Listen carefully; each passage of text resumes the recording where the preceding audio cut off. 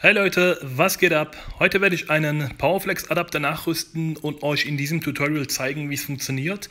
Das Powerflex ist ein modulares System mit verschiedenen Aufsätzen, an dem zum Beispiel hier so eine Smartphone-Halterung oder ein Airwellness Aromasystem verbunden werden kann. Im Lieferumfang haben wir den Powerflex, eine Klammer, um sie dann nachträglich entfernen zu können, die Ladebuchse USB für die Mittelarmlehne, die Verkabelung für die Mittelkonsole, die wir dann benötigen. Dann habe ich noch zwei Hinweise für euch, bevor wir starten. Dieses ist die neue Version. Sie ermöglicht neben dem Laden auch die Datenübertragung für CarPlay oder Android Auto. Dazu benötigt ihr auch den Powerflex Smartphone Halterung. Und zweiter Hinweis ist nur geeignet für Fahrzeuge mit werkseitig verbautem Navigationssystem. Dann fangen wir mal an. Wenn ihr beide Sitze nach vorne geschoben habt, haben wir auch hier hinten jeweils eine Schraube auf jeder Seite. Das dann auch entnehmen und dann können wir das Mittelteil dann entfernen. So, wenn wir auf beiden Seiten diese Abdeckung rausgehebelt haben, auch das ist nur geklipst. Ihr seht hier diese Klipse, 1, 2, 3, das war's. Ne, jeweils hier, hier und hier. Haben wir hier so eine versteckte Schraube. Die müssen wir dann auch entfernen, damit wir das Mittelteil dann komplett entfernen können. Dieses Teil habt ihr in den alten Videos gesehen, als ich die Folien angebracht hatte. Das ist auch nur alles geklipst. Das hier ist geklipst. Das könnt ihr entnehmen. Und entweder baut ihr die Schaltung komplett aus oder wir haben hier die Möglichkeit, einfach den Stecker hier zu entfernen.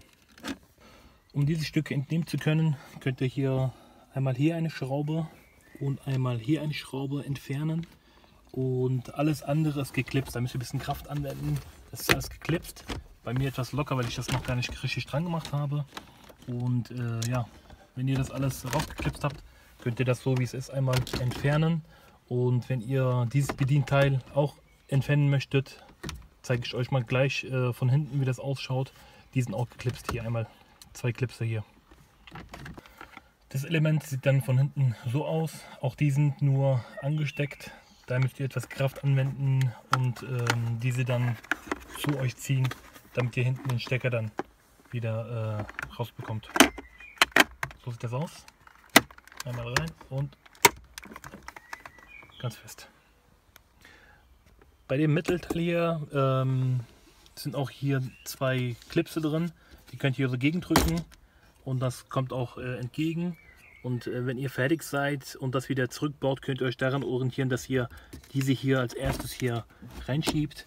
Und dann sitzt das auch so, wie es sein soll. Und ihr könnt hinten die Schrauben dann wieder zumachen. Okay, wenn wir die Mittelkonsole jetzt abgebaut haben, das liegt jetzt bei mir auf dem Tisch, müssen wir als erstes den Stecker für den 12 Volt entfernen. Lasst euch nicht irritieren, den könnt ihr einfach nicht so entnehmen, wie ich es gemacht habe. Ich habe dann noch ein anderes Projekt, deswegen kann ich den jetzt einfach so entnehmen. So. Ab. Merkt euch das. Erster Schritt erledigt. Als nächsten Schritt gehen wir weiter hinten unter der Mittelarmlehne. Hier haben wir 2 Stecker, einmal den schwarzen und den grauen. Den schwarzen bekommt ihr mit dem bloßen Finger einfach ab. Hier gibt es so eine Klammer, den drücken wir auch rein und ziehen dann den Stecker raus. Bei dem grauen Stecker ist es etwas tricky. Ich weiß gar nicht, wie ich das hinbekommen habe, den abzukriegen. Auf jeden Fall sind mir da so 2 kleine Klammern gebrochen. Den kann ich bei mir abziehen und so sieht der aus. Und hier waren so 2 Klammern drauf. Ich meine, man müsste eventuell hier so reindrücken und die eine Klammer dann entgegen und das dann rausziehen. Aber ich habe es nicht hinbekommen, ist bei mir dann eben durchgebrochen. Als dritten Schritt müssen wir diese USB-Buchse hier rauskriegen. Und zwar hat er hier links und rechts hat er so Klammern. Dazu benutze ich bei mir einfach so ein paar Essstäbchen, an das kam ich nicht ran. Diese Klammer muss dann nach innen gedrückt werden und auf der anderen Seite genau das gleiche. Nach innen drücken. Das muss dann hier so reingeschoben werden. So sehen sie dann aus. Einmal unser altes USB-Teil mit AUX-Anschluss und das neue vom Powerflex-Adapter und auch die Anschlüsse. Das werden wir jetzt, so wie wir den hier rausgenommen haben, werden wir den wieder anschließen. Wie gesagt, den USB-Teil vom Powerflex hier reinschieben. Jetzt ist er auch fest. Dann die Verkabelung, so wie sie waren, wieder anbringen. Den schwarzen Stecker, der kommt hier vorne hin.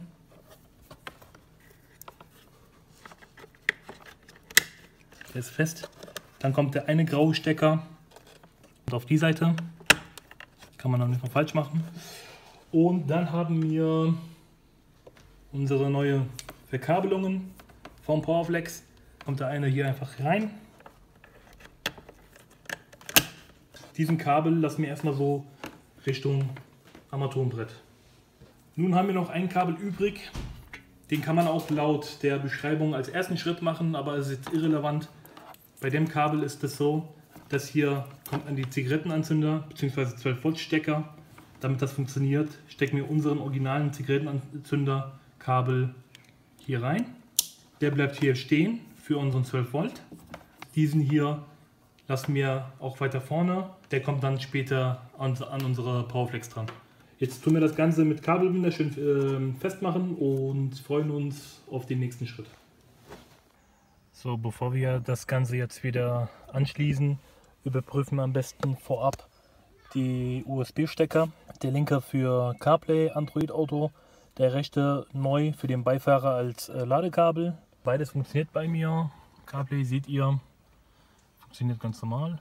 Jetzt prüfe ich auch das gleiche mit meinem Smartphone-Halter, ob das auch dann funktioniert. Nachdem wir wieder unsere zwei Kabeln, lila und grau, angeschlossen haben, lassen wir die übrigen hier einmal das hier und auch die zwei Kabel vom Powerflex-Adapter hier entlang baumeln und können dann alles andere wieder zurückbauen. Achtet dann darauf, wenn ihr das alles zusammenbaut, dass die zwei Kabel für den Powerflex-Adapter hier auf der rechten Seite nach außen gucken, weil wenn wir jetzt den Powerflex-Adapter anschließen, sind die Anschlüsse hier auf der Seite und somit kann man die dann auch jederzeit verbinden. So sieht nun unser Powerflex-Adapter aus. Ich zeige euch nochmal, wie wir unseren Smartphone halt hier anbringen. Der hat hier unten einige Kontakte, die dann mit dem Powerflex verbunden werden. Wir halten die Halterung hier einmal ran und haben hier links und rechts jeweils Schienen, die wir dann zudrücken können. Und die Halterung sitzt dann wirklich ganz fest dran. Wenn wir es nochmal entfernen möchten, haben wir hier oben einen Knopf. Wenn ich da drauf drücke, fahren die Schienen wieder raus und ich kann es wieder entfernen. Um mein Smartphone jetzt hier reinlegen zu können, habe ich hier an der Seite einen Knopf. Wenn ich da drauf drücke, haben wir eine ordentliche Breite, um mein Smartphone dann reinzulegen und die Schiene nochmal reinzudrücken, damit auch mein Smartphone hier nicht rausrutschen kann. Das Ganze wird dann mit dem Kabel hier verbunden und wir können Android Auto bzw. CarPlay nur mit unserem Powerflex nutzen. Zu den Anschlüssen im Lieferumfang war nur ein Micro-USB mit dabei für iPhone-Nutzer und Android-Nutzer mit USB-C. Die müssen sich hier entweder so einen Adapter kaufen oder im Internet gibt es auch Originalkabel von Opel direkt mit einem Lightning-Anschluss. War mir etwas zu teuer und diese Variante, das funktioniert auch. Wenn euch dieses Video gefallen hat, gerne liken, abonnieren, Glocke aktivieren nicht vergessen und fürs nächste Mal zeige ich euch, wie ich diesen 12 Volt Stecker mit einem schönen LED-Ring nachgerüstet habe.